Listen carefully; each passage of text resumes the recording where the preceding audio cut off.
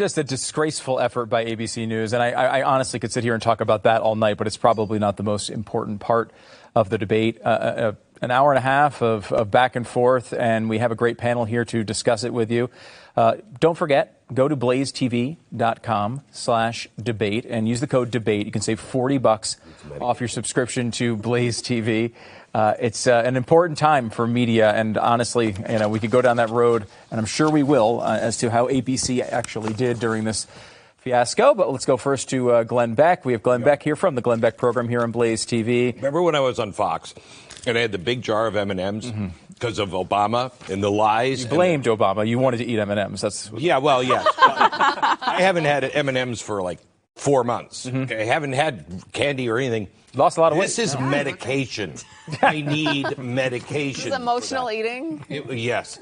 That was astonishing. It was. Let me introduce our... Can I introduce the panel? That was me introducing the panel, not saying Sugar's really already talk for getting 25 minutes. Everyone's on tilt, Stu. That's where we are. Okay, Sara Gonzales is here as well from Sara Gonzales Unfiltered. We have Liz Wheeler from The Liz Wheeler Show, Steve Deace from The Steve Deace Show. Need some medication, Steve? No. Right into my veins, brother. We will get sugar into veins and go to everybody here in a second. Let's start with you, Glenn. You watch this and you know the stakes. What do you think? Well, I wish this steak was well done, but it wasn't. I think that Donald Trump was calm, but he did not take the opportunities that she handed him multiple times. If you're a low information voter, you're somebody who just watches, occasionally, and you see this and you're like, oh, she seems nice. She seemed nice. She seemed like she was going to be really strong and effective, and she believes everything you believe. I have never seen as many lies in any debate, maybe multiple debates combined. The moderators were completely useless. At least David didn't look at Kamala with doe eyes. She was like, so what's it like to be so beautiful? It was amazing. And she looked at Donald Trump with absolute disdain. She couldn't even hide it. I think overall, it's not going to change anybody's mind. If you were voting for Donald Trump, you're still going to vote for Donald Trump. If you were thinking about Kamala Harris, you're now probably locked into Kamala Harris. The stupid people probably will go because, she's going to end all of this division. They're doing exactly the same thing they did with Joe Biden. He's a moderate. He's going to bring us back to normalcy. That's what they're doing again. And I think in a very effective way for stupid, uninformed people. And that's the campaign they're running. They're running it to those people trying to win those votes. Sarah, what do you think? Yeah, you mentioned that it was a disgusting effort by the ABC moderators. I would say it was a disgusting production, but a very valiant effort by the ABC moderators to try to push Kamala and give her every opportunity that they could. We saw her, mention Trump's Project 2025, which has been debunked about 1 million times. Right. And nowhere did they fact check her on that. She said Trump will, no question, sign a federal abortion ban, which is just funny. It's laughable because he gets hit from the left on that, and while he's getting hit from the right about not being pro-life enough, right? So he can't win. They didn't fact check him on that. His main point on abortion is it's a state issue. Right. Well, right. Sorry. Which he says with M&Ms in his mouth. What he said was. And so, you have Donald Trump just saying, I rely on the Supreme Court, who says that it's a state's issue, which I think, I understand why he says that. I may disagree, and I may be a little more pro-life on that issue, but I understand why he says that. And so, they don't fact check him on that, or her on that. They don't fact check on the fracking thing. She has never said that she wouldn't ban it. And so you just see what turned out to just be a 3-on-1 pile on. That's just what this is. And it turned into a character assassination, back and forth, sniping at each other. I think that Donald Trump took her bait a little too many times when she talked about the money that he didn't make himself. She talked about being handed these opportunities. Right. And he took the bait and started talking about himself and his career and had to defend his own character rather than talk about the issues that Americans wanted to hear about. Like, how are you going to solve the border issue? How are you going to solve the fact that we have migrants taking over our cities? How are you going to solve the fact that everything costs more? Let's talk about how we are going to solve these problems that everyday Americans are facing rather than talk about your defense of how your father gave you money. Yeah. I really at times started wanting every Trump answer to end with a question to Kamala. Right. Yeah. Right. Like, you did it a couple times. You did it a couple times. You're almost going to have to be the moderator in a situation like this. Liz, what did you think? I think there's three things that I was looking for in this debate. I was looking at Trump's performance, at Kamala's performance, and of course at the role that the moderators played. And we'll get to Trump's missteps in just a second. But I think the moderators, obviously every one of us has followed along on X. It seems like the collective conservative movement is pretty incensed over how biased the moderators were, and rightly so. I mean, this was propaganda level. Yeah. It was RFK when he... media. Yeah. It was. It was a disgrace. It was shameful. They should be embarrassed to behave like that. I think it was RFK who said in his speech when he was announcing that he was dropping out of the race, he scolded the mainstream media and he said to them, you are not single-handedly responsible for the downfall of our republic, but you could have stopped it, and you didn't. And that's what I kept thinking when I was watching the moderators and how they handled it. The second part of this was Kamala Harris. I think, and it makes me sad to say this, I think she accomplished what she set out to accomplish with this debate. She was very specifically trying to portray herself as empathetic to liberal women, and that's why she appeared very emotional to us. And I think, unfortunately, that lands with liberal women. I actually kept a list of the lies she told. She is the most... You must be a fast typer. Yeah, can you see me in there the whole time? She is shameless. She acts like she has no soul. She looks into the camera, looks us into the eyes, and tells lie after lie after lie. She lied about how often late-term abortions happen. She lied about the governor of Virginia, who did say that he supported babies being born alive after botched abortions being denied medical care. She lied about the very fine people's Charlottesville hoax. Oh, my gosh. That has been debunked even by mainstream outlets at this point. Snopes. I wish you would have said Snopes. She lied Sean about... Hannity said. Yeah, what are you doing, Snopes? Yeah. She lied about January 6th. In the same paragraph. In the same sentence. I mean, like I said, we'll get to Trump's performance issues in a second. She lied about bloodbath, the context that he used that term. That was in that same paragraph, too. I know. It was just like a cornucopia of lies. It was dreadful. She lied about crime data. The reason that crime data appears to be going down is because cities have stopped reporting it to the FBI. It's not because crimes have stopped being committed. She lied about her role in the border crisis. She lied about Project 2025. She lied about fracking. And yet, how many times did these ABC moderators interrupt her? Zero. Zero times. Absolutely shameful. So then that brings us to the third element, and I'm sorry that I'm taking up more time here than I'm allotted. And that's Trump's performance here. What I was looking for from Trump and what I advised him, what persona I advised him to be pleasant but tough. I didn't want him to look like a bully. I didn't want him to look angry, and he did look angry. He needed to stay on message. He had the advantage here. He's on the right side of every one of these issues, not just morally, not just in my opinion, not just because I agree with his politics, but because the vast majority of the American people do. And yet, instead, he allowed himself to fall for her bait. She tossed out, people don't like your rallies. Were you really successful, or did you get a handout from your father? And he fell for it. Wait. He fell for it. Wait. I have to tell you, you're right. But I don't think I could have endured that. That was 90 minutes. That was 90 minutes of character assassination after character assassination, and lie after lie after lie. At some point, you become a ticking time bomb, and she knows that. Right. That's why you have to resist it, though, right? Yeah, because you know what she's trying to do. I don't know. I guess I have higher expectations.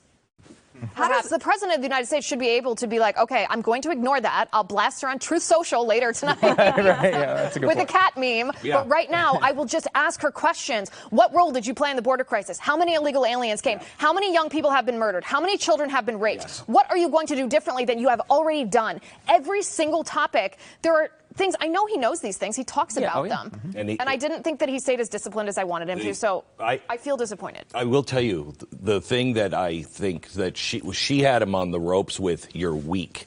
You're weak. You're weak. Nobody thinks Donald Trump is weak, but she was just playing that card over and over and over again just to get under his skin. Specific stuff, and to try to get under his skin.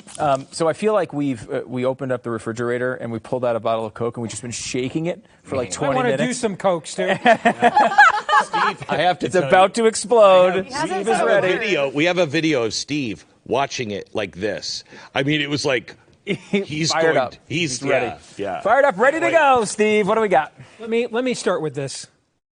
Allow me to be the first to congratulate David Moore on his appointment as press secretary for President Kamala Harris. I mean, that was an outstanding audition, and I can't think of a better name or another name that we will see offered up for that position come January. That aside, this was the DeSantis-Hannity debate with Newsom in reverse. And what you saw in that debate is Newsom walked into a situation where all the questions were going to be asked from the premise of one of his opponent. And now Hannity, Sean actually came with like facts and stuff, and stats. So I'm not drawing a moral equivalency, but it was certainly a situational one. And you watched Gavin Newsom, who himself is a sociopathic level liar, completely unraveled and undone, and his political brand tainted. I mean, Kamala Harris, they were left with her because they couldn't call him out of the bullpen after what happened in that event. That's what situationally occurred here to Trump. It is very clear. Let me speak as someone who has been a campaign aide. Let me speak as someone who has done debate prep with the presidential candidate.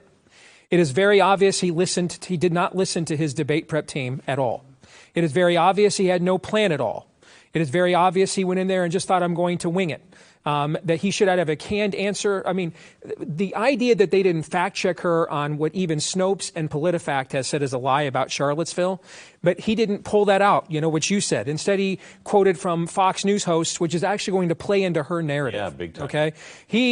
The statement that he made in his closing statement should have been the first thing he said, regardless of any question that was asked, and that should have been a repeated theme. Why haven't you done these things over and over and over again? He took the bait over and over and over again. Over and over again, it felt like he was in the White House, and we're running on his record, and he was defending his record, which is better than theirs. But see, it's a little bit like when I was on the Cruz campaign and we ran against Rubio on immigration. Even if Rubio beat us on a talking point in a given news cycle, the issue itself was a loser for him because of the Gang of Eight. He could never outrun that. And so I would always say to the campaign, let's stay on this issue. Let's not get on any other issue, because the issue itself is a loser for Rubio every time it comes up. That's what Trump walked into here tonight. He talked way too much about it. Everybody wanted to talk about Trump, and so did he. And he allowed them to do that, which means even when he was good, he's letting her off the hook and not forcing her to defend her record. That's a win for her. No matter if he drops a run, spot run, or whatever the point is he drops, if she doesn't have to defend her record, she's looking at the watch, man, okay, that's 5 more minutes. The clock is ticking. I'm getting out of here alive. And you could see she's visibly nervous at the start. She is shaky at the start. You could watch. It's a little bit like a rookie pitcher in their first start in the majors, right? Kind of all over the strike zone at first. They get through that first inning like, I can do this. And as the innings go on, they get stronger and stronger. And the number one thing that could not happen, I thought tonight, is he could not, and I said this to you before the debate, he could not let her walk out and be seen as a palatable presidential figure to a plurality of Americans. And he did that, okay? Now, there's a long way to go here. And I didn't think he performed well in any of the debates last time, and he still won. There could be a Comey letter. There's organic events we could not possibly foresee for the next 56 days. But his job and our job is tougher now than it was 2 hours ago. Yeah. Because now he allowed her and it's clear he didn't listen to Tulsi Gabbard. What did Tulsi Gabbard do? Zeroed in on 1 or 2 issues. and just dissected her with those and deconstructed her before she could run off. They didn't start off 3-on-1. What happened is they ganged up on him when they realized that he was going to take the bait and they didn't have to be afraid. And that piled on as the event went on over and over again. If I'm on the campaign, here's what I'm doing. This never happened. We're never addressing it. I'm not doing a rally bitching and moaning about the, I'm going to let shows like us do it, okay? It's losers bitch about the moderating debates when they leave a debate among the campaigns. That's our job. We should do that. But if I'm the campaign, I'm not talking about it. He shouldn't talk about it. This never happened. And I'm hitting the road tomorrow and getting back on message, okay, that we can't afford another 4 years of this, because we have to look at it the way we would if we were them. If we were them, what would we be saying here tonight? All right. She ran out the clock. Yeah, CNN, I don't have to turn it on. All right. John King last time was Joe Biden's got to go. They're going to be orgasmic tonight. Yes. Move on. This never happened. Don't spend the next days and weeks wasting time on the ABC moderators. They're not on the ballot. No one can vote for or against them. Just hit the campaign tomorrow. This never occurred, and get right back on message and do everything you were doing the last few weeks before the last few hours. So I agree with, I think, everything that you just said. However, I want to ask you this question. Donald Trump, I think, for Trump, did really well compared to some of the other debates he's had. I don't disagree with that. Right, okay. The debate was never about him. Correct. It was about, can people see her as a palatable president? And I'm saying figure on purpose, because everyone with an IQ over 12, including a lot of people that will vote for her, knows she's really not going to run the country and make the decisions. Yes. Okay? So can they see her as the figure, as the figurehead, as the front for all of this?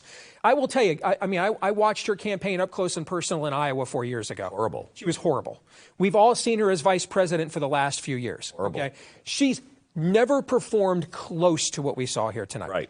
That was almost like a supernatural, maybe it was, transformation. Okay? I will tell you. That is not she Kamala did Harris invoke in the faith. natural that we have seen. She did invoke faith when talking about why to abort your child. Who else invokes faith that language of faith when talking about child sacrifice? Well, ... The one thing I learned about her during the convention was she takes advice.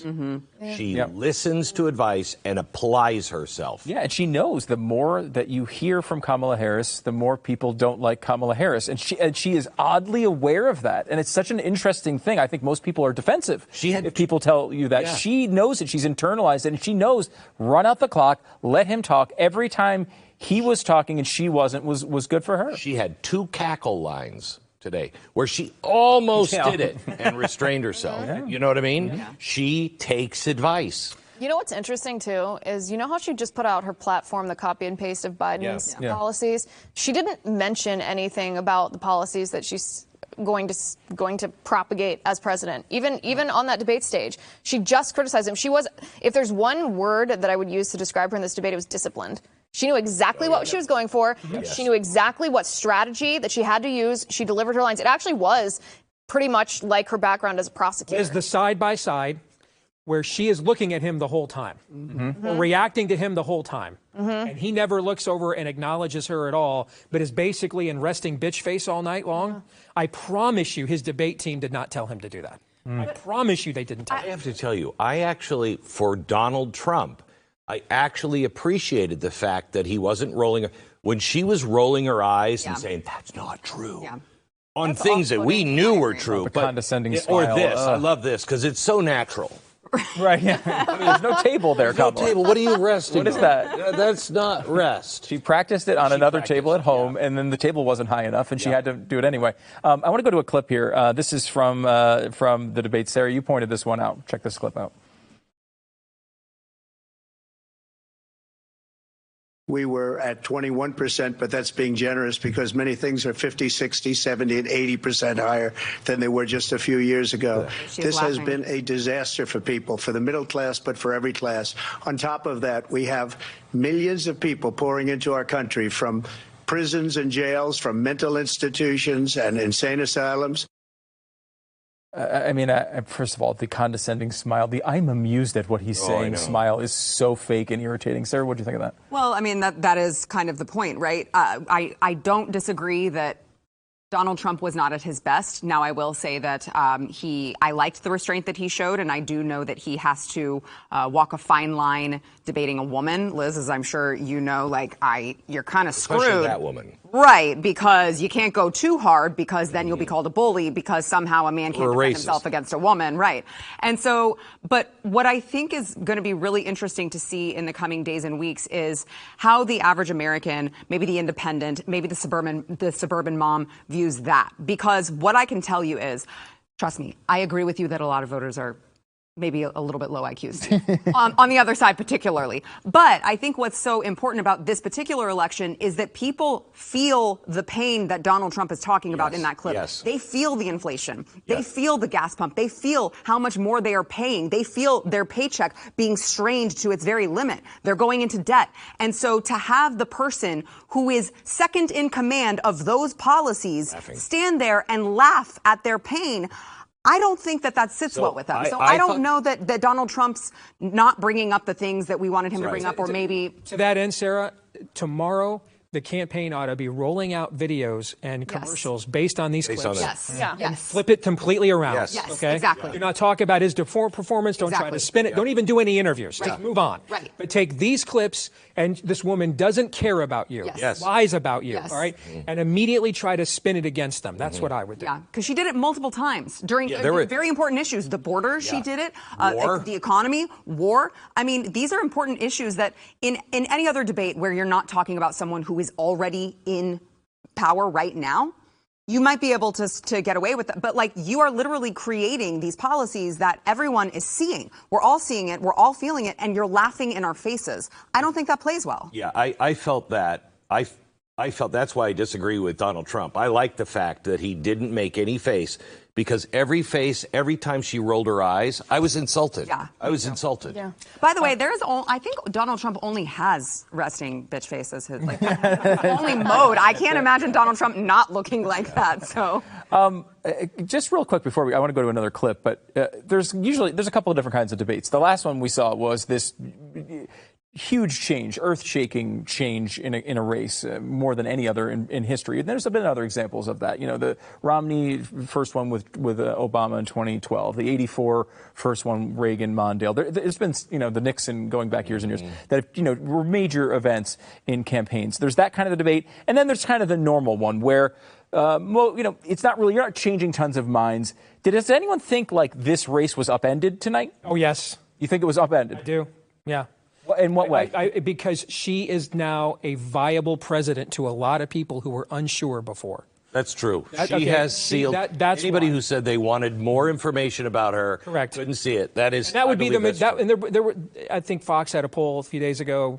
By a 3-1 margin, people wanted more information on her, which would make sense. Trump's run 3 times, but even before he ran, he was one of the most famous people in the world. You'd think everything, right? And so all you heard is this woman's an idiot, this woman's a moron, which frankly, up until moments like this, she had been her entire political career, right?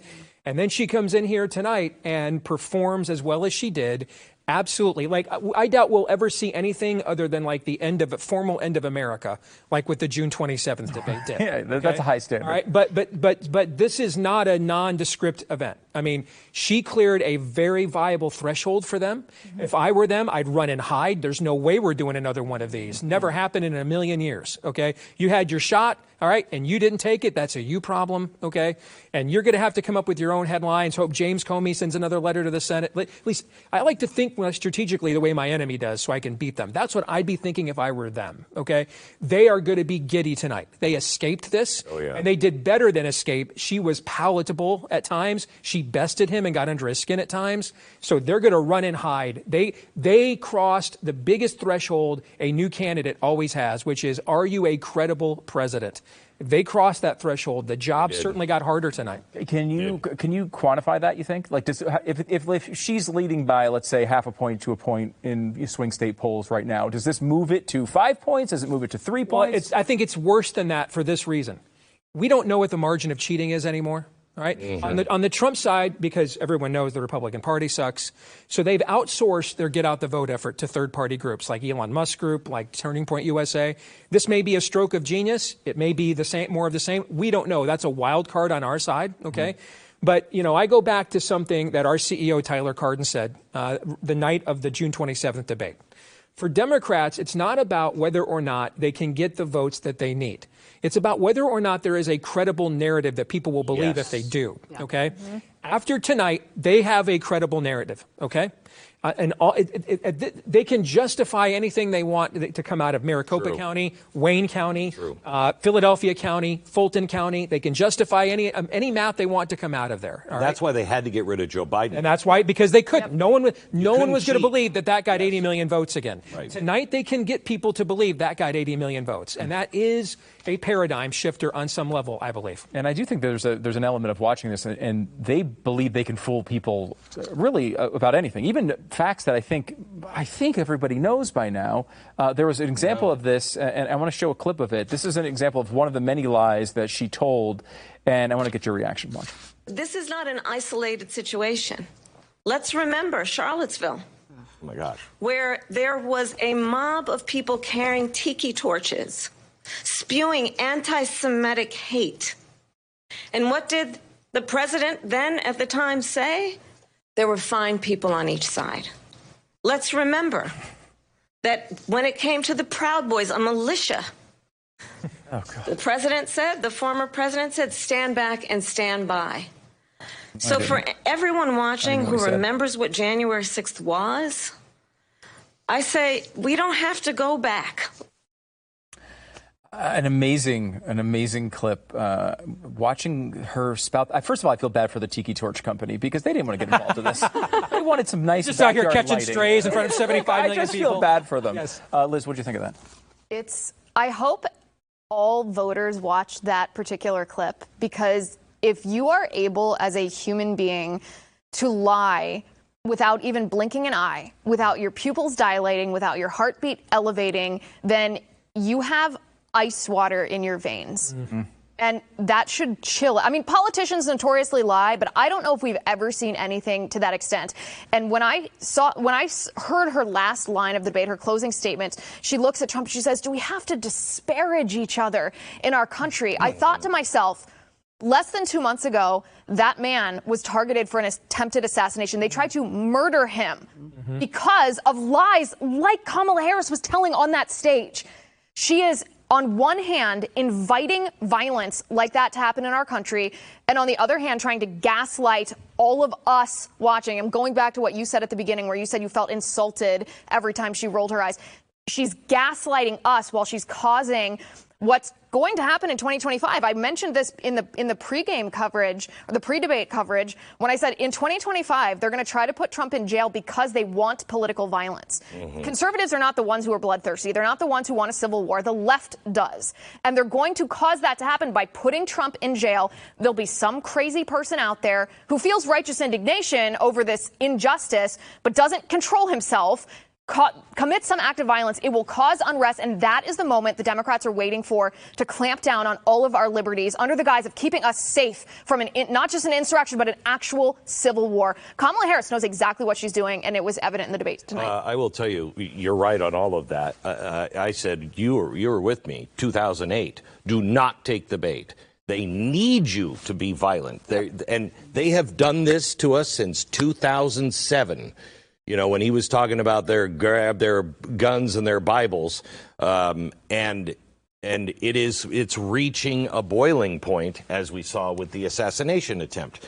But I think the scarier thing is not just that she would lie, that she lies with such confidence because she knows no one in the mainstream media will hold them responsible. That shows you this is a state-run media. Mm-hmm. The reason why politicians haven't lied like that before is because there was always someone that would keep them in check. They've squashed the voices of the everyday person and the new media. They want to put us out of business with their Department of Misinformation and all of that bullcrap. And they know, these politicians know, I can say anything.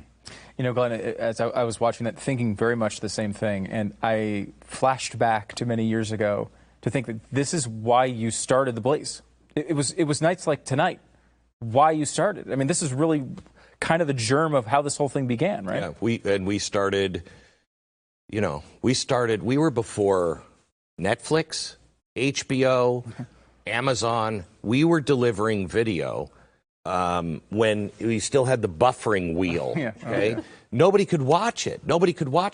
But our audience understood what's coming. I hope they understand what's coming soon. If she wins, I do not think our voices will be able to be heard unless they allow us to be on our own platform, and everybody else, they just shun us everywhere, but we're still allowed to have a voice that you can log into. But if they win, they will shut all of our voices down. In a moment like this, I do think it's important to remind you to go to blazetv.com/debate. If you want to be involved in the project Glenn just described and to fight back against the stuff you saw tonight, we need you. blazetv.com/debate. The code is debate for $40. I asked somebody just the other day who I think everybody here would respect and the audience would respect as well. Where do we go? I've been asking this question for a long time, as you know. If it gets this bad, where do we go for Radio Free America? The answer is no place. There is no place. Where are you going to go? England? France? Russia? Where are you going to go? They are going to use, you see this in their plans. They've built the machine. This is why Trump cannot win. They've built the machine. They've started it up. All they need is just really, honestly, a few more months. Get past this election all over the world. Get past, get in power, and then stay in power. We are headed for real trouble. Real trouble.